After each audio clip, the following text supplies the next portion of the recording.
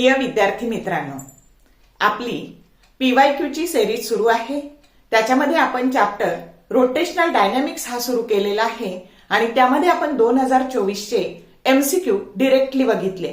पण बऱ्याच मुलांची अडचण अशी असते की तिथे आलेले फॉर्म्युले कसे आले तेच त्यांना कळत नाही आणि जर न समजता फॉर्म्युले पाठ केले तर आपल्याला परीक्षेच्या टेन्शनमध्ये ते आठवत नाहीत आणि म्हणून फॉर्म्युले पाठ करताना काहीतरी ट्रिक वापरायच्या आणि त्या ट्रिक वापरून थोडासा त्याच्यात इंटरेस्ट घेऊन ते जर तुम्ही लर्न केले तर तुम्हाला ते प्रश्न कसे सोडवले हे कळू शकेल।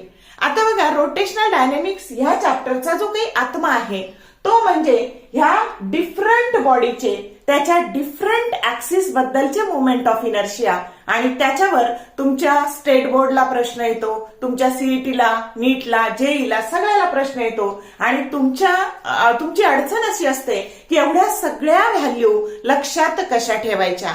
मग बाळांनो, एकदम काहीच गोष्ट जमणार नाही, थोडं थोडं जर केलं तर ते जमणार आहे आणि म्हणून आपण आजच्या भागामध्ये जे जे फॉर्म्युले आपण वापरणार आहे ते फॉर्म्युले कसे आले ते मी आधी तुम्हाला सांगणार आहे आणि मग मी तुमचे MCQ सोडवून घेणार आहे, म्हणजे तुम्हाला ते सोपे जातील। आणि बघा, तुम्हाला हे फॉर्म्युले जे काही आहे ते राग करून पण पाठ करायचे, आनंद मानून पण पाठ करायचे। मग त्यापेक्षा तुम्ही जर त्याच्यात आनंद घेतला आणि ते जर थोडे थोडे पाठ करायला सुरुवात केली आणि मग पाठ झाल्यानंतर स्वतःची अशी वही तयार केली फॉर्म्युला शीटची तर तुमचं काम सोपं होणार आहे। सगळेजण म्हणतात फॉर्म्युला शीट स्वतःच बनवा, पण कसं बनवा हे कोणीच सांगत नाही आणि म्हणून मी तुम्हाला सांगणार आहे की कसं फॉर्म्युला शीट बनवायचं। इव्हन आजच्या तुमच्या ह्या लेक्चरमध्ये खूप सारे मी चार्ट देणार आहे फॉर्म्युल्यांचे, ते चार्ट तुम्ही लर्न करा, काही ट्रिक्स देणार आहे लक्षात ठेवण्यासाठी, ते सगळे तुम्ही नीट बघा, म्हणजे आजचा भाग शेवटपर्यंत काळजीपूर्वक बघा। भाग होऊ दे थोडा मोठा झाला तर, पण बरंचसं रोटेशनल डायनॅमिक्स त्याच्यामध्ये कव्हर होणार आहे आणि त्याचा तुम्हाला दोन्हीकडे फायदा होणार आहे, कॉम्पिटेटिव्ह एक्झामला आणि स्टेट बोर्डला सुद्धा। तर माझी विनंती आहे तुम्हाला की तुम्ही अभ्यासाला सुरुवात करा आणि याचा उपयोग करून घ्या। मी दीपाली कुलकर्णी देशमुख माझ्या विंग्स ऑफ फिजिक्स या चॅनलमध्ये आपलं सगळ्यांचं मनपूर्वक स्वागत करते।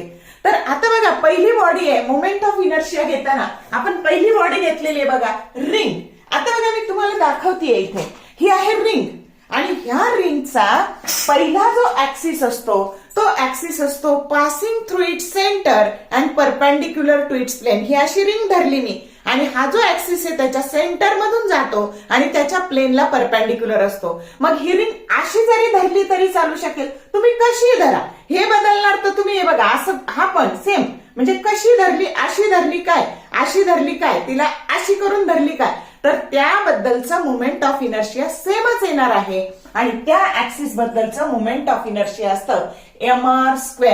काय असतं? mr²। बघा, इथे ही बॉडी आहे रिंग आणि this is the axis which is passing through its center and perpendicular to its plane। कळला का मग हा ऍक्सिस आणि त्याच्याबद्दलचं मोमेंट ऑफ इनर्शिया असतं mr²। आता बघा, याच्या डायमीटरला कोइन्साइड होणारा ऍक्सिस, आता जर समजा मी हा डायमीटर आहे, येते लक्षात, हा डायमीटर आहे आणि हा पण डायमीटर आहे, आलं का लक्षात, हा डायमीटर आहे असे, हा पण डायमीटर आणि हा पण डायमीटर, हा पण डायमीटर आणि हा जो ऍक्सिस आहे, हा मगाचा ऍक्सिस, हा याला, हे दोन्ही ऍक्सिस आणि याला हा ऍक्सिस कसा आहे, हे असं धरा नाहीतर असं धरा, हा परपेंडिक्युलर आहे आणि म्हणून डायमीटरला कोइन्साइड होणाऱ्या ऍक्सिस बद्दलचं मोमेंट ऑफ इनर्शिया काढताना तिथे थेरम ऑफ परपेंडिक्युलर ऍक्सिस वापरायचा। कसा बघा, तर हा जो ऍक्सिस आहे याला IZ म्हणायचं आणि हा IX आणि हा बघा, हा तुमचा हा IZ आणि हा IX आणि हा IY। मग आता theorem of perpendicular axis IX आणि IY, मग आता हे दोन्ही सारखेच आहे म्हणून याला म्हणलं आपण 2IX आणि ह्या IX ला आपण हा डायमीटरला कोइन्साइड होतो त्याला म्हणायचं ID। हा IX आणि IY दोन्ही डायमीटरला कोइन्साइड होतात म्हणून त्याला आपण ID म्हटलं आणि ह्या IZ ची किंमत माहिती आपल्याला mr² आणि म्हणून तुमच्या ID ची किंमत झाली mr²/2। कशी आली समजलं का? आणि एक लक्षात ठेवायचं, जेव्हा जेव्हा डायमीटरला कोइन्साइड होणाऱ्या ऍक्सिस बद्दलचं मोमेंट ऑफ इनर्शिया काढायचंय तेव्हा तेव्हा थेरम ऑफ परपेंडिक्युलर ऍक्सिस वापरायचा आणि टँजंट शब्द आला की थेरम ऑफ पॅरलल ऍक्सिस ही खूप महत्वाची ट्रिक आहे. येते लक्षात? डायमीटर म्हटलं की थेरम ऑफ परपेंडिक्युलर ऍक्सिस आणि टँजंट म्हटलं की थेरम ऑफ पॅरलल ऍक्सिस. हे लक्षात ठेवा. मग कळली का ही कशी व्हॅल्यू आली? आता सोपी ट्रिक सांगते. इथे जी व्हॅल्यू आहे त्याला फक्त 2 ने भागायचं. काय करायचं? त्याला 2 ने भागायचं. कसं आलं ते मी तुम्हाला काढून दाखवलंय. समजतंय का? मग आता बघा, आता आपण टँजंट, आता ही रिंग आहे आणि ही जी टँजंट आहे, आता आपल्याला डायमीटर बद्दलचं मोमेंट ऑफ इनर्शिया मिळालंय. हे डायमीटर आणि ते आहे mr²/2. आणि आता ही जी टँजंट आहे, ही रिंग मी अशी धरली, त्याला ही टँजंट बघा, ही टँजंट अशी, असं नाही धरलेली मी, असं धरलंय, पण तुम्हाला दिसण्याकरता असं दाखवते. ही अशी, म्हणजे याच्या प्लेनला ही पॅरलल आहे आणि ही त्याच्याबद्दलचं आपल्याला काढायचंय मोमेंट ऑफ इनर्शिया. आता टँजंटला काढताना मी आताच सांगितलं, टँजंटला काढताना तुम्ही काय करायचं, तर IO प्लस MH² हा फॉर्म्युला वापरायचा. आलं का लक्षात? म्हणजे टँजंट बद्दल घेताना कोणता घ्यायचा थेरम? Parallel ऍक्सिसचा theorem. मग आता बघा, हे IO काय आहे तुमचं? mr²/2 आणि M आणि H. आता हे जे H आहे, या दोन्हीतलं अंतर, ती याची रेडियस आहे, म्हणजे r², mr². आणि हे झालं बघा, याला 2 ने इथं गुणलं, LCM 2 काढला आणि 3/2 mr². कळलं का? या टँजंट बद्दलचं मोमेंट ऑफ इनर्शिया कसं आलं? 3/2 mr². आलं लक्षात? आता बघा, सोपं सांगते. हे आलं की याला 2 ने भागायचं डायमीटर घेताना, आणि हे घेताना याच्यात फक्त काय मिळवायचं? ह्या व्हॅल्यूत फक्त काय मिळवायचं? mr² मिळवायचं. अंडरस्टूड? कळतंय? परत एकदा सांगते. हे mr² पार्ट असलं की डायमीटर घेताना याला 2 ने भागायचं आणि टँजंट पॅरलल घेताना त्या व्हॅल्यूत काय मिळवायचे? mr² मिळवायचे. एवढं सोपं आहे. आता ही टँजंट पण परपेंडिक्युलर. आता बघा, आपल्याला आता याला परपेंडिक्युलर घ्यायची टँजंट, म्हणजे हा सेंटर मधून जाणारा ऍक्सिस. बघा, पेन धरते मी पाहिजे तर, मग अशी धरला तसा. बघा, हा पेन, हा जाणारा पेन मगाचा, आणि ही टँजंट त्याच्या प्लेनला परपेंडिक्युलर, ही अशी परपेंडिक्युलर, आणि हा प्लेन. मग आता हे दोन्ही, ह्या दोन्हीमध्ये वापरायचा टँजंट म्हटलं की थेरम ऑफ पॅरलल ऍक्सिस. आता याच्याबद्दलचं माहितीये mr², आणि परत मग आता हे आलं mr² आणि त्याच्यात परत मिळवायचे mr². कारण का? अरे बघा, हे m हे मास आणि परत हे अंतराचा वर्ग, mr² plus mr² that is equal to 2 mr². कळलं का? म्हणजे टँजंट पॅरलल घेताना ह्या व्हॅल्यूत पण mr² मिळवायचे आणि परपेंडिक्युलर घेताना ह्या व्हॅल्यूत mr² मिळवायचे. कळली का ट्रिक? या पद्धतीने लक्षात ठेवा. बघा, परत एकदा सांगते. mr² फक्त पाठ पाहिजे, त्याला 2 ने भागलं की डायमीटर, त्याच्यात mr² मिळवले की टँजंट पॅरलल, आणि याच्यात mr² मिळवले की टँजंट परपेंडिक्युलर. अंडरस्टूड? आता ह्या 4 व्हॅल्यू लक्षात ठेवायच्या. आलं लक्षात? ट्रिक लक्षात आली? आता हे एकदम सोपं आहे. हे जर कळलं, हे मी मिळवून नाही दाखवणार, हे तुम्ही स्वतः ऑब्टेन करा. मग हे असं भरलेलं दाखवलं ना बाळांनो, की ते डिस्क होते. बघा, ही डिस्क आहे, हे बघा, ही डिस्क आहे, आणि याच्यातून हा ऍक्सिस त्याच्या प्लेन मधून जातो आणि त्याला परपेंडिक्युलर असतो. आता त्याचं मोमेंट ऑफ इनर्शिया असतं mr²/2, रिंगच्या निम्म. बघा, नेहमी लक्षात ठेवा, रिंग आणि डिस्क. तर रिंगचं जे आहे त्याला 2 ने भागलं की डिस्कचं होतं. एवढं सोपं लक्षात ठेवायचं. मग हे mr² आणि हे झालं mr²/2. आता डायमीटरला कोइन्साइड होणारा ऍक्सिस काढायचा की याला 2 ने भागायचं, mr²/2/2 म्हणजेच ते झाले mr²/4. समजलं? आता tangent parallel mr²/4 plus mr² मिळवले किती झाले? टँजंट पॅरलल, म्हणजे याच्यात मिळवा, हे झाले 5/4 mr². आणि टँजंट परपेंडिक्युलर, तर याच्यात mr² मिळवायचे, mr²/2 plus mr² that is 3/2 mr². Understood or not? एकदा रिंगचं आलं की डिस्कचं आलं का लक्षात? या पद्धतीने नीट लक्षात ठेवा. ट्रिक कळली? आता बघा, आता घ्यायचा क्रिकेटचा बॉल. आता क्रिकेटच्या बॉलचा हा मधून जाणारा जो ऍक्सिस आहे तो त्याच्या डायमीटरला कोइन्साइड होतो आणि सेंटर मधून जातो. मग तुम्ही तो बॉल कसा फिरवा, ह्या ऍक्सिसचं मोमेंट ऑफ इनर्शिया कॉन्स्टंट असतं आणि त्याला 2 नावं असतात. एक तर त्याच्या सेंटर मधून पास होतो आणि डायमीटरला पण कोइन्साइड होतो, आणि त्याच्याबद्दलचं मोमेंट ऑफ इनर्शिया असतं 2/5 mr². क्रिकेटचा बॉल, भरलेला बॉल घ्यायचा, सॉलिड स्पिअर. हे मधले असं रंगीत केलं की सॉलिड असतं आणि काही नाही की ते हॉलो असतं. आलं का लक्षात? आणि म्हणून मग आता इथे 2/5 mr². आणि आता ही टँजंट तुम्ही कसंही घ्या त्या बॉलला, ही टँजंट एकच येणार, म्हणजे दोनच व्हॅल्यू लक्षात ठेवायच्या. आता टँजंट साठी सोपं शिकवलंय की त्याच्यात किती मिळवायचे, तर mr² मिळवायचे, कारण m हे याचं मास आहे आणि r ही त्याची रेडियस आहे. म्हणजे 2/5 mr². इथं करून दाखवते मी तुम्हाला. Tangent 2/5 mr² plus mr². मग बघा एलसीएम जर 5 काढला तर हे 2 आणि हे 5, 7/5 mr². कळलं का? म्हणजे सगळ्या टँजंट बद्दल घेताना ज्या ही व्हॅल्यू असेल त्याच्यात फक्त किती मिळवायचे. बघा इथं पण आपण सगळे टँजंट घेताना mr², इथं पण mr² मिळवले. कळलं का? आणि म्हणून हे झालं. किंवा सोपं सांगते की एकदा हे पाठ असेल ना तर हे डिनॉमिनेटर आहे ना न्यूमरेटर मध्ये मिळवून द्यायचे टँजंट घेताना. आलं का लक्षात? म्हणजे हे 2/5 आहे ना तर हे खालचे 5 इथं वर मिळून द्यायचे टँजंट घेताना 7/5. कळल्या दोन व्हॅल्यू? नीट लक्षात ठेवा. आणि आता बघा, आता हा हॉलो स्पिअर, हा टेनिसचा बॉल आहे, पोकळ बॉल आहे. तर त्याचा याच्यामधून सेंटर मधून जाणारा डायमीटरला कोइन्साइड होणारा जो ऍक्सिस आहे त्याच्याबद्दलचं असतं 2/3 mr². आणि परत सेम असंच ह्या 2/3 mr² टँजंटला, ह्या टँजंट बद्दलचं घेताना 2/3 mr² प्लस mr² मिळवले आपण, प्लस mr². आणि ते झाले बघा हे 3 आणि हे 2, 5/3 mr². किंवा सोपी ट्रिक, खालची व्हॅल्यू वर मध्ये हे डिनॉमिनेटर वर मिळवायचा. झालं 5/3 mr². कळलं का तुम्हाला ह्या सगळ्या व्हॅल्यू? बघा बरं, 4 आणि 4 8 आणि 4 12, 12 व्हॅल्यू किती वेळात पाठ झाल्या तुमच्या? आता लक्ष देऊन असं स्वतःचं फॉर्म्युला शीट बनवा आणि ह्या व्हॅल्यू तयार करा. ओके.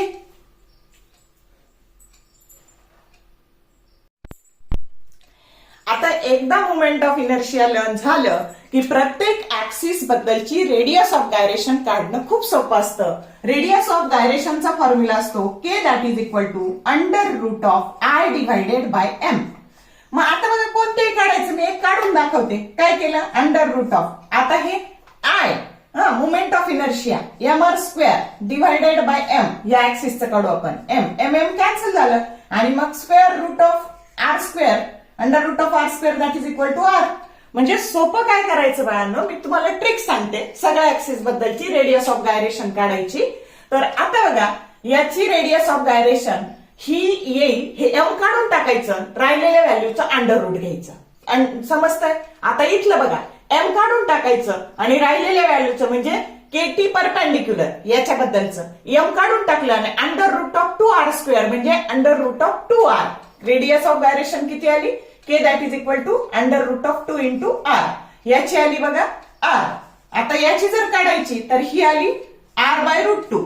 बघा हे m काढून टाकायचं आणि याचं रूट घ्यायचं, याचं पण m काढून टाकायचं आणि हे r² बाहेर गेल्यावर r निघाले म्हणजे याचं आलं बघा k आली याची √3/2 इंटू r. समजलं का? आता याचं काढायचं, m काढून टाकायचं म्हणजे याचं आलं r/√2. याची आली बघा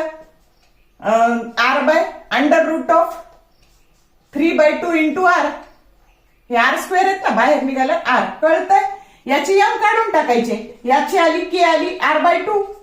याची आली बघा √. आता हे 5/4 आणि हे इथे r आले तर हे झाले बघा √5/2 इंटू r. कळलं का? आता याचं जर काढायचं तर k काढायची तर काय झालं? m निघून गेले, √7/5 इंटू r.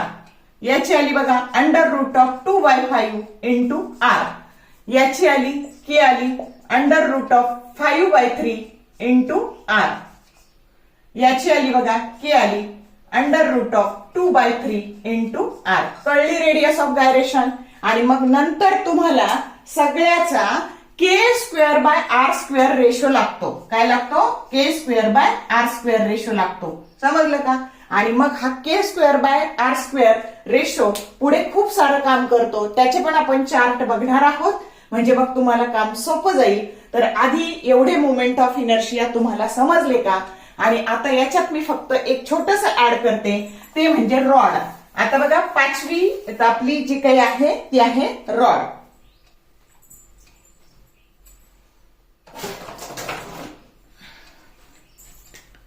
आता आपण इथे रॉड काढू. हे बघा हा रॉड.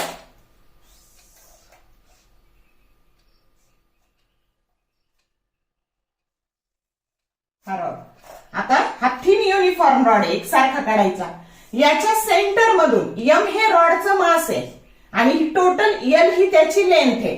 गोलाकार ज्या आकृती असतात त्यांना रेडियस असते. बघा याची सगळ्याची रेडियस आर घ्यायची आणि मास कॅपिटल एम घ्यायचं. याची पण रेडियस आर घ्यायची, मास कॅपिटल एम घ्यायचं. पण रॉड आला की एम हे त्याचं मास आणि एल ही त्याची लेंथ. मग आता हा जो ऍक्सिस आहे ना त्याच्याबद्दलचा मोमेंट ऑफ, आता हा ऍक्सिस कसा असतो, त्याच्या सेंटर मधून जातो आणि प्लेनला परपेंडिक्युलर असतो. त्याच्याबद्दलचं मोमेंट ऑफ इनर्शिया असतं ml²/12. काय असतं, पहिली व्हॅल्यू ml²/12. आता बघा ही passing through its one end. आता इथून कुठलं पण हे किंवा हे, तर आता त्याच्यासाठी थेरम ऑफ पॅरलल ऍक्सिस वापरायचा. मग आता बघा, मग आता तुम्हाला ह्या व्हॅल्यू किती मिळवावे लागतील, ml²/12 प्लस आता एम हे त्याचं मास आणि ह्या दोन्ही ऍक्सिस मधल्या अंतराचा वर्ग. आता ते येणार L/2 चा स्क्वेअर आणि हे सोडून येणार आहे तुमचं, हे सगळं सोडवल्यावर तुमचं उत्तर येणार आहे ml²/3. इकडचा घ्या नाही तर इकडचा घ्या, कोणताही एंड घ्या, दोन्हीकडे व्हॅल्यू सारखीच ml²/3. आणि बरोबर ह्या दोन्हीच्या मधून जाणारा ऍक्सिस, तर हे अंतर येतं तुमचं, हे घेताना तुमचं येत होतं L/2 दोन ऍक्सिस मधलं, हे येणार आहे तुमचं L/4. मग तुम्ही जर इथं L/4 घेतलं आणि हे जर सोडवलं तर तुमचं उत्तर येतं, ह्या ऍक्सिस बद्दलचं मोमेंट ऑफ इनर्शिया येतं 7/48 ml². अशा 3 व्हॅल्यू लक्षात ठेवा.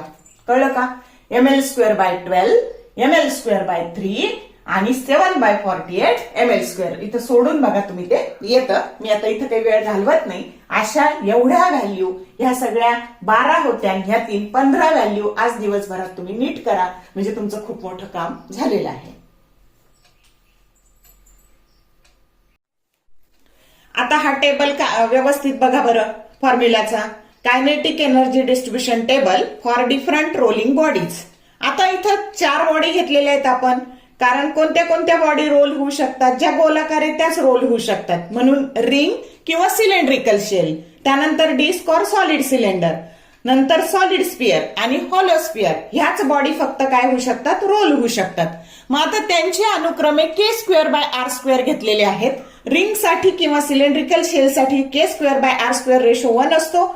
डिस्क किंवा सॉलिड सिलेंडर साठी तो 1/2 असतो. सॉलिड स्पियर साठी तो 2/5 असतो आणि हॉलो स्पियर साठी तो 2/3 असतो. म्हणजे जे तुम्ही घेतलं ना बाळांनो, त्यातलं फक्त mr² काढून टाकायचं. ज्या व्हॅल्यू होत्या ना आता पाहिल्या ना, त्यातले mr² काढून टाकायचं. तोच k²/r² चा रेशो असतो. एवढी सोपी ट्रिक आहे. त्याच्यानंतर ट्रान्सलेशनल कायनेटिक एनर्जीचा फॉर्म्युला असतो ½ mv². आणि म्हणून तिथे त्या सगळ्या व्हॅल्यू आल्या तुमच्या. ट्रान्सलेशनल कायनेटिक एनर्जी सगळ्यांचीच आली ½ mv². आता रोटेशनल कायनेटिक एनर्जीचा फॉर्म्युला असतो ½ mv² इंटू k²/r². म्हणजे ट्रान्सलेशनल कायनेटिक एनर्जीच्या व्हॅल्यूला तुम्ही k²/r² च्या व्हॅल्यूने गुणा, ती तुमची काय येणार आहे, रोटेशनल कायनेटिक एनर्जी येणार आहे. आणि आता ह्या दोन्हींची बेरीज करा, ट्रान्सलेशनल कायनेटिक एनर्जी आणि रोटेशनल करा, ती येत असते रोलिंग किंवा सोपा formula ½ mv² into bracket 1 + k²/r². आणि म्हणून त्या व्हॅल्यू आल्या तुमच्या ह्या टेबलमध्ये दाखवल्याप्रमाणे. तुमची व्हॅल्यू आली रिंगची किंवा सिलेंड्रिकल शेलची रोलिंग कायनेटिक एनर्जी आली mv². डिस्क किंवा सॉलिड सिलेंडरची आली 3/4 mv². सॉलिड स्पियरची आली 7/10 mv² आणि हॉलो स्पियरची आली 5/6 mv². तर ह्या पद्धतीने हा टेबल लर्न करा, म्हणजे तुम्हाला सोपं जाईल. आता पुढचा टेबल आहे बघा, जो पण आपल्याला कायम लागणार आहे. तर तो आहे velocity, acceleration and time of descent for different bodies. आता व्हेलॉसिटीचा जो फॉर्म्युला असतो तो असतो √2 gh डिवायडेड बाय 1 + k²/r². ऍसिलरेशनचा फॉर्म्युला असतो a = g sin θ divided by 1 + k²/r². आणि टाइम ऑफ डिसेंट t चा फॉर्म्युला असतो 1/sin θ √2 h/g into bracket 1 + k²/r². आणि ह्या त्याच्या सगळ्या डिफरंट व्हॅल्यू आहेत. परत ह्या 4च बॉडी आहेत आणि ह्या पण व्हॅल्यू तुम्हाला सगळ्या व्यवस्थित लर्न करायच्या आहेत. आलं का लक्षात? नीट करा हा टेबल, म्हणजे तुमचं काम सोपं होऊन जाईल आणि हे फॉर्म्युले आल्याशिवाय तुम्हाला न्यूमरिकल्स सोडवता येणार नाही. म्हणजे फिजिक्सच्या अभ्यासाची प्राथमिक स्टेज ही असते फॉर्म्युले लर्न करणं आणि तिथूनच अभ्यासाला सुरुवात करायची असते. आता हा तिसरा टेबल बघा, rolling, sliding and falling bodies. मग त्याची रोलिंग होताना व्हेलॉसिटी काय, त्याचं ऍक्सिलरेशन काय, त्याचं टाइम काय, त्याचा फॉर्म्युला. त्याच्यानंतर स्लाइडिंग होताना त्याची व्हेलॉसिटी काय असते, ऍक्सिलरेशन काय असतं आणि त्याचा टाइम काय असतो. आणि फॉलिंग असताना त्याची व्हेलॉसिटी काय असते, ऍक्सिलरेशन काय असतं आणि टाइम काय असतं, हे सगळं या फॉर्म्युला शीट मध्ये दिलेलं आहे. आणि म्हणून हे तिन्ही टेबल, आता याच्यात पहिला आला तर दुसरा टेबल येणार आहे, दुसरा आला तर तिसरा येणार आहे. म्हणून हे टेबल तिन्ही पण चांगले लर्न करा आणि लर्न झाल्यावर मग तुमच्या फॉर्म्युला शीट मध्ये लिहून काढा. तुमचं बरचसं काम इथं सोपं झालेलं आहे. आता आपण जे काही पीवायक्यू आले 2024 ला ते बघूया. प्रश्न पहिला असा आहे बघा, a disc and ring both have same mass and radius. आता एक डिस्क आहे आणि एक रिंग आहे. हे बघा, ही डिस्क आहे आणि ही रिंग आहे. दोन्हीचं मास पण सेम आहे आणि रेडियस पण सेम आहे. हिचं पण मास एम, हिचं पण मास एम, हिची पण रेडियस आर, हिची पण रेडियस आर. मग आता पुढे काय सांगितलंय, the ratio of movement of inertia of the disc about its diameter. आता डिस्कचा मुवमेंट ऑफ इनर्शिया आपण पाहिलं mr²/4 असतो तो, आणि movement of inertia of a disc about its diameter to that of the ring about a tangent in its plane. आता याचा tangent in its plane, आता ती असते 3/2 mr², ही व्हॅल्यू, आणि याच्या डायमीटरची असते mr²/4. बघा, ही mr²/4 आणि ही असते 3/2 mr². मग त्याचा रेशो आपल्याला विचारलाय. आता ऑप्शन ए दिलाय तुम्हाला 1:2, बी दिलाय 1:4, सी दिलाय 1:6 आणि डी दिलाय 1:8. आता करूयात आपण. आता हे सेम आहे म्हटल्यावर हे कॅन्सल झालं. आता काय झाले, 1/4 divided by 3/2, that is nothing but 1/4 into 2/3, 2 2 जा 4 means it becomes 1:6. Is correct option C आहे. समजलं?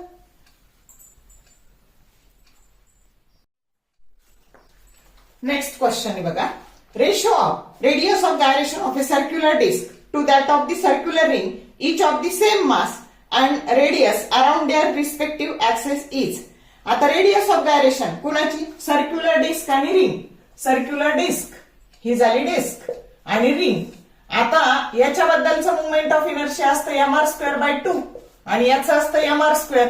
मग आता तुमची रेडियस ऑफ गायरेशन येते r/√2 डिस्कची आणि रिंगची येते r. r काय झालं, कॅन्सल झालं, 1:√2. म्हणजे कळलं का तुम्हाला मुवमेंट ऑफ इनर्शिया आणि रेडियस ऑफ गायरेशन पाठ असणं किती गरजेचं आहे. आणि म्हणून करेक्ट ऑप्शन काय आलेला आहे आपला, डी आलेला आहे. नेक्स्ट क्वेश्चन आहे बघा, a particle is performing uniform circular motion along a circumference of a circle of diameter 1 metre. बघा, याचा डायमीटर 1 मीटर आहे, म्हणजे रेडियस ½ मीटर घ्यायची. 0.5 ऐवजी काय घेऊन टाकायचं, 1/2 घ्यायची. नेहमी लक्षात ठेवा, 0.5 जिथं जिथं असेल ना सीईटीला 1/2 घ्यायचं, आणि जर इथे 0.25 असेल ना तर 1/4 घ्यायचं. कॅल्क्युलेशन सोपे होऊन जातात. लक्षात ठेवा ही ट्रिक. मग आता बघा, इथे त्याची रेडियस झाली ½ मीटर आणि पुढे काय दिलंय तुम्हाला, तर तुम्हाला दिलंय की विथ फ्रिक्वेन्सी 4 हर्ट्स, म्हणजे एन 4 हर्ट्स म्हणजे एक रिव्हॉल्युशन पूर्ण करायला लागलेला वेळ, त्याला आपण फ्रिक्वेन्सी असं म्हणतो. तर ती आहे तुमची 4 हर्ट्स. मग आता फ्रिक्वेन्सी 4 हर्ट्स आहे, तर तुम्हाला विचारलंय काय, the acceleration of the particle in metre per second square is. तर त्याचं ऍक्सिलरेशन काढायचंय. आता माहिती आपल्याला याच्यात कोणतं ऍक्सिलरेशन असतं सर्क्युलर मोशन मध्ये, तर ते असतं सेंट्रिपेटल ऍक्सिलरेशन. त्यालाच आपण रेडियल ऍक्सिलरेशन असंही म्हणतो आणि त्याचा फॉर्म्युला असतो r⍵². आता नेहमी प्रश्न वाचला की आधी ऑप्शन पाहिजे. का ऑप्शन पाहिजे, तर याच्यामध्ये π², सगळ्या ऑप्शन मध्ये π² तसंच ठेवलेलं आहे आणि म्हणून गडबडीत आपण π² ची किंमत टाकतो, सगळं कॅल्क्युलेशन करतो, वेळ घालवतो. म्हणजे ह्या ज्या तुमची सीईटी नीट जेई जी परीक्षा आहे त्याच्यात सगळ्यात पहिलं महत्व असतं वेळ वाचवण्याला. तुम्ही किती वेळ वाचवता, आणि म्हणून तुम्हाला सगळ्यात आधी टाइम सेव्हिंग टेक्निक आलं पाहिजे. आणि म्हणून जर तुम्ही आधी ऑप्शन पाहिलेत π² तसंच ठेवलेलं आहे. आणि म्हणून आता काय करायचं, तर ए बरोबर r⍵². आपल्याला ओमेगा नाही दिलेलं आहे, एन दिलेलं आहे. मग आधी यातलं relation omega that is equal to means angular velocity that is equal to 2π/t आणि 1/t म्हणजेच फ्रिक्वेन्सी असते. Reciprocal of periodic time that is frequency. मग ही 1/t ची किंमत जर n टाकली तर ओमेगा बरोबर 2πn, कारण n दिलेलं आहे. मग इथे 2πn चा स्क्वेअर आहे आणि म्हणून हा झाला 4π²n². मग आता ह्या r ची किंमत 1/2 टाकली, 4 टाकले, इथं 2 लगेच भाग गेला 2 π² आणि 4 चा वर्ग 16 म्हणजे 16 दुने 32 म्हणजे काय आलं तुमचं ऍक्सेलरेशन किती आलं 32π², जो करेक्ट ऑप्शन डी आहे. आता पहिल्यांदा याला वेळ लागतो बघा सोडवताना. याची जर तुम्ही परत परत प्रॅक्टिस केली म्हणजे रोज नवे प्रश्न सोडवण्यापेक्षा काल सोडवलेल्याची आधी थोडी रिव्हिजन केली तर ते सारखे करून करून तुमचे उत्तर सुद्धा पाठ होऊन जातात. Practice makes man perfect. आणि तुमच्यासाठी एवढं काम सोपं केलेलं आहे की अभ्यास सुद्धा करायचा नाही, नुसतं घ्यायचं आणि बघत बसायचं. म्हणजे हे बघितलं तरी तुम्हाला खूप सारा तुमचा अभ्यास होऊन जाणार आहे. तुम्हाला जो बसायचं पाठ करायचं कंटाळा येतो तर हे काम एवढं सोपं करून ठेवलेलं आहे बघा. तुम्ही नुसतं बघितलं दोनदा बघितलं ना तरी उत्तर पाठ होणार आहे तुमचे. Okay, next question. Earth revolves around the sun in a circular orbit of radius capital R. The angular momentum of the revolving earth is directly proportional to option A r⁻², B r cr² आणि D r³. तर आता बघा केस काय आहे तर हा सन आहे, त्याचं मास घ्यायचं कॅपिटल M आणि अर्थ तिचं मास घ्यायचं स्मॉल m. तर पृथ्वी ही सूर्याभोवती फिरते आणि त्याचं अँग्युलर मोमेंटम आणि रेडियस याच्यामध्ये काय प्रपोर्शन आहे तर हे आपल्याला काढायचं आहे. तर तुम्ही डायरेक्ट अँग्युलर मोमेंटमचा फॉर्म्युला असतो mv_r आणि तुम्ही डायरेक्टली खून करता r, पण तसं होत नाही. इथं जी व्हेलॉसिटी असते हिला आपण क्रिटिकल व्हेलॉसिटी किंवा ऑर्बिटल व्हेलॉसिटी म्हणतो आणि तिचा जो फॉर्म्युला असतो तो असतो √gm/r. बघा हे स्मॉल m हे अर्थचं मास आहे आणि कॅपिटल M हे सनचं मास आहे. मग आता ह्या VC ची किंमत आपण इथं टाकली, हे r जर आतमध्ये घेतले तर ते r² झाले आणि मग हे m×gmr आणि ह्या फॉर्म्युल्यावर आधीच्या पार्ट मध्ये प्रश्न केलेला आहे बघा. मग एक प्रश्न असा पण विचारलेला आहे आणि आता जर पाहिलं तुम्ही अँग्युलर मोमेंटम हे r⁻² च्या डायरेक्ट प्रोपोर्शन मध्ये बदलतं की जो करेक्ट ऑप्शन काय आहे ए आहे. असं सोडवायचं. याच्या ऐवजी अर्थ आणि सॅटेलाइट देतील तर अर्थ आणि सॅटेलाइट दिलं तर अर्थचं मास m घ्यायचं, सॅटेलाइटचं मास स्मॉल m द्यायचं. म्हणजे सोपं लक्षात ठेवा की अशी केस आली एवढं सोडवत बसायचं नाही. अँग्युलर मोमेंटम हे r⁻² च्या डायरेक्ट प्रपोर्शन मध्ये बदलतं किंवा हा ऑप्शन असाही देऊ शकतात √r च्या डायरेक्ट प्रपोर्शन मध्ये बदलतात. समजलं का? कन्सेप्ट क्लिअर असेल तर तुम्हाला खूप पटकन उत्तरं देता येतात. म्हणून प्रश्नांचं स्वरूप माहित असणं गरजेचं आहे. नेक्स्ट क्वेश्चन बघा. A solid cylinder of mass capital M and radius r rolls down in a inclined plane. म्हणजे असा हा सॉलिड सिलेंडर हा या इन्क्लाइंड प्लेन मध्ये असा रोल्स होऊन इथे आला. कोण आहे? सॉलिड सिलेंडर आहे. हा, या पद्धतीने हे असं सॉलिड सिलेंडर आहे. हे सॉलिड सिलेंडर असं आलं रोल्स होऊन. मग a solid cylinder of mass capital M and radius r rolls down an inclined plane of height h. याची हाईट किती आहे? h आहे. Height h.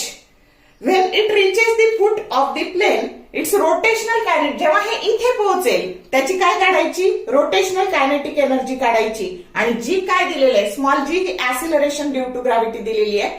ऑप्शन ए दिलेला आहे mgh/3, ऑप्शन बी दिलेला आहे mgh/6, सी दिलेला आहे mgh/4 आणि डी दिलेला आहे mgh/2.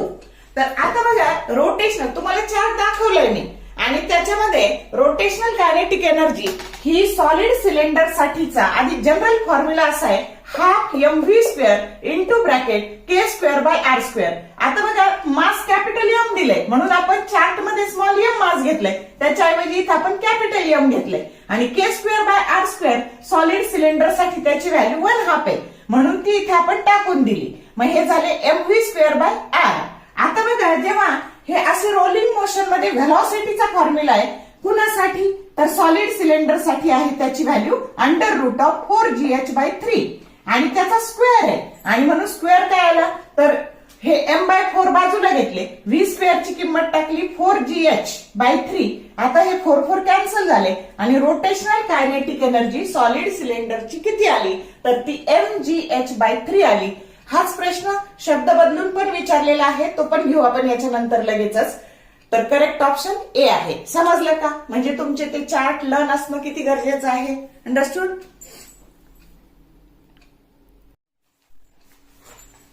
हाच प्रश्न एका सेक्शन मध्ये असा विचारलेला आहे. ए solid cylinder of mass capital M and radius R rolls down an inclined plane of height h. The rotational kinetic energy of the solid cylinder when it reaches the foot of the plane is g, that is equal to acceleration due to gravity. Option A दिलाय mgh, बी दिलाय mgh/2, C दिलाय mgh/3 आणि D दिलाय mgh/4.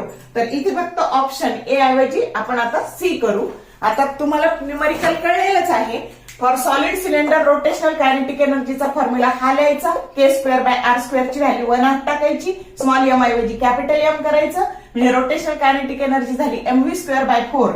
आता त्याच्यासाठी velocity असते v, that is equal to √4gh/3. त्याचा square झाला 4gh/3. 4 कॅन्सल झाले आणि rotational kinetic energy for solid cylinder ही झाली mgh/3.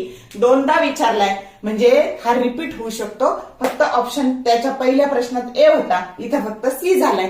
म्हणजे डायरेक्ट तुमच्या डोक्यात असेल की mgh/3 घ्यायचं, तर एवढं सोडवत बसायची पण गरज नाही. म्हणून प्रॅक्टिस महत्वाची आहे बघा एमसीक्यू ला.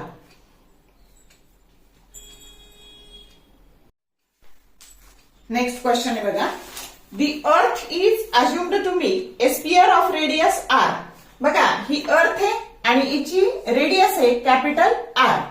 त्याच्यानंतर अँड मास कॅपिटल M. याचं मास कॅपिटल M आहे, अर्थचं मास कॅपिटल M आहे. Having A period of rotation, एक फेरा पूर्ण करायला जो पिरियड लागतो तो कॅपिटल T आहे. The angular momentum of earth about its axis of rotation is option A 2πmr² divided by 5t, B 4πmr² by 5t divided by 5t, C mr² capital T divided by 2π आणि D mr² t by 4π. आता अर्थ solid sphere घ्यायची आणि angular मोमेंटमचा formula असतो I omega. मग solid स्फिअरचं moment of inertia असतं 2/5mr². मग आय ची किंमत टाकली 2/5mr² आणि ओमेगा टी दिलेला आहे म्हणून ओमेगाची किंमत काय टाकायची, omega that is equal to 2π/t टाकायची. मग आता ऑप्शन पाहिजे ती तसंच ठेवलेला आहे आणि म्हणून मग आता बघा एल बरोबर इथे 2π/t टाकले, 2 2 4 पाय mr² डिवायडेड बाय 5t आणि हे झालं तुमचं अँग्युलर मोमेंटम कुणाचं, अर्थचं, की जो करेक्ट ऑप्शन बी आहे.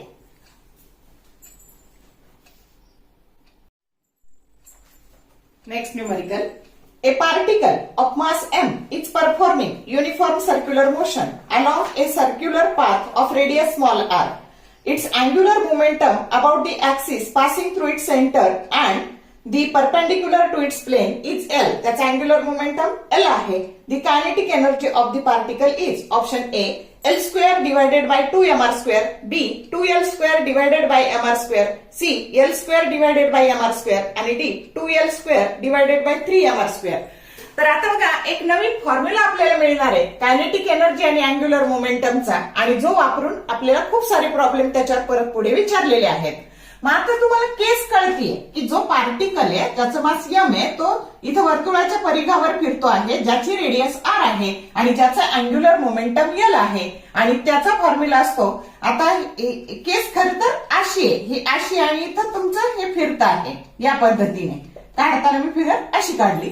मग एल ही रोटेशनल मोशन आहे आणि रोटेशनल मोशन मध्ये angular momentum L that is equal to I omega असतं आणि त्याची कायनेटिक एनर्जी तुम्हाला विचारलेली आहे. मग कायनेटिक एनर्जीचा रोटेशनल कायनेटिक एनर्जीचा फॉर्म्युला असतो हाफ आय ओमेगा स्क्वेअर. मग आता याचं रिलेशन लावायचंय म्हणून जर इथं L² करायचं असेल तर इथं I² असायला हवं आणि म्हणून I² केलं तर खाली ही किंमत आपल्याला बदलता येत नाही आणि म्हणून त्याला ऍडजस्ट करण्याकरता आपण याला I ने गुणलं आणि I ने भागलं. मग हे झाले I² ओमेगा² डिवायडेड बाय I आणि याची किंमत टाकता आली आपल्याला L² डिवायडेड बाय 2I म्हणून फॉर्म्युला मिळाला आपल्याला कायनेटिक. हा एक फॉर्म्युला लक्षात ठेवा बघा, याच्यावर खूप सारे न्यूमेरिकल सोडवायचे आहेत आपल्याला. तर kinetic energy that is equal to L square divided by 2I आणि मुवमेंट ऑफ इनर्शियाची किंमत mr स्क्वेअर अशी जर टाकली तर हाच फॉर्म्युला तयार होतो K divided by L square divided by 2 mr square की जो करेक्ट ऑप्शन ए आहे. नेक्स्ट क्वेश्चन आहे बघा. A rotating body has angular momentum capital L. If its frequency is doubled and kinetic energy is halved, its angular momentum will be. आता ही rotating body आहे आणि तिचं जे अँग्युलर मोमेंटम आहे तर ते तुम्हाला इनिशियली एल म्हटलेलं आहे, फ्रिक्वेन्सी डबल केलेली आहे बघा. तर त्याची N2 that is equal to पहिल्याची N1 आणि दुसऱ्याची N2, फ्रिक्वेन्सी N2 पहिल्याच्या डबल केली आणि कायनेटिक एनर्जी पहिली कायनेटिक एनर्जी Ke1 आणि दुसरी Ke2, तर तुम्हाला ती कायनेटिक एनर्जी काय केली, हाफ केली, Ke1/2, frequency double, kinetic energy half. आणि तुम्हाला फायनल अँग्युलर मोमेंटम विचारलेला आहे. ऑप्शन ए आहे L/4, बी आहे L/2, 3 आहे 2, सी आहे 2L आणि डी आहे 4L. मग आता काय करायचं, तर कायनेटिक एनर्जीचा फॉर्म्युला असतो हाफ आय ओमेगा स्क्वेअर. मग ही पहिली इनिशियल, ही फायनल आणि याच्याहून आपण या ओमेगाची किंमत 2πn टाकली कारण फ्रिक्वेन्सी दिलेली आहे आणि म्हणून 2πn चा स्क्वेअर आहे. मग 2π म्हणजे इथं तुमचा 2π स्क्वेअर 4π ते कॅन्सल झाले आणि इथे शिल्लक काय राहिलं फक्त N1/N2 चा स्क्वेअर आणि इथे या N2 ची किंमत आपण 2N1 टाकली, N1 कॅन्सल झाले आणि 1/2 चा स्क्वेअर 1/4 झालं. म्हणजे आपल्याला आता ह्या K2 ची किंमत K1/2 टाकली आणि हे K1 कॅन्सल झाले आणि इथं काय झाले, इथं फक्त हे भागिले उलट गुणिले होऊन डिनॉमिनेटरचे न्यूमरेटरला राहिले आणि इथं 2 शिल्लक राहिले. त्याच्यानंतर I1/I2 इंटू 1/4 आणि म्हणून I1/I2 चा रेशो आपल्याला 8 मिळालेला आहे. काय मिळाला, 8 मिळाला. आपल्याला फायनल अँग्युलर मोमेंटम काढायचंय. अँग्युलर मोमेंटमचा फॉर्म्युला असतो I ओमेगा. मग इनिशियलला आपण L1 म्हणू, L1 divided by L2 that is equal to I1 omega 1 divided by I2 omega 2. परत ओमेगाची किंमत 2πN1, 2πN2, 2π कॅन्सल झाले आणि आता I1/I2 चा जो रेशो आपण इथं काढलाय तो इथं टाकायचा आहे आणि परत हे N2 ची किंमत ट्वाइस N1 टाकली, N1 कॅन्सल झाले आणि इथे 8 इंटू 1/2 म्हणजे 4 आले. म्हणजे L1/L2 चा रेशो तुम्हाला 4 मिळाला. इथपर्यंत समजला. मग तुम्हाला फायनल विचारलंय L2 की जे काय आलं, मग हे L2 साठी जर अरेंज केलं तर ते L1/4 पण इनिशियल मोमेंटमला अँग्युलर मोमेंटमला L म्हणलेलं आहे म्हणजे L/4 हा ए ऑप्शन आला. असं ह्या पद्धतीने सोडवायचं. पहिल्यांदा लेंदी वाटतं पण प्रॅक्टिसने ते सोपं होतं. आणि 2021 ला L2 ऐवजी L1 ची किंमत विचारली आहे. मग L1 ची जर किंमत घेतली तर L2 तिकडे गेलं आणि म्हणून L2 काढायची जर वेळ आली तुम्हाला, इथं जसं L2 विचारलंय तर तिथं L1 विचारलं तर L1 बरोबर काय होणार आहे तुमचं 4 इंटू L2 म्हणजेच 4L. कळलं का? म्हणजे L2 विचारलं तर L/4 आणि L1 विचारलं तर 4L. तर या पद्धतीने सोडवायचं आहे. तर अशा रीतीने आपण या भागामध्ये अँग्युलर मोमेंटमची कन्सेप्ट, कायनेटिक एनर्जीची कन्सेप्ट, त्याचा एक नवीन फॉर्म्युला, वेगवेगळ्या बॉडीचे मोमेंट ऑफ इनर्शिया आणि त्याच्याबद्दलची रेडियस ऑफ गायरेशन हे सगळं पाहिलं. तुम्हाला ह्या भागाचा खूप सारा उपयोग होणार आहे आणि तुमचे जर फॉर्म्युले पाठ असतील, कन्सेप्ट क्लिअर असेल तर कोणताही प्रश्न तुम्हाला सोडवता येईल. जर व्हिडिओ आवडला लाईक करा, शेअर करा, कमेंट टाकायला विसरू नका. चॅनलला सबस्क्राईब करा जेणेकरून येणाऱ्या व्हिडिओचे नोटिफिकेशन तुम्हाला मिळत जातील. तुम्ही युट्यूबला पाहिलं तर 2024चे PYQ कुठेच उपलब्ध नाहीत आणि PYQ रिपीट होतात. तुमच्या पुढे मी हे खूप लवकर घेऊन येते आहे जेणेकरून तुमची सीईटीची परीक्षा एप्रिल मे मध्ये आहे. तुम्ही आत्तापासून सुरुवात केली तर तुम्हाला लोड येणार नाही अभ्यासाला आणि सीईटीला चांगला स्कोअर झाला तर तुम्हाला चांगलं कॉलेज मिळू शकतं आणि म्हणून तुम्ही आत्तापासून अभ्यास करा. All the best for your study and thank you for watching this whole video.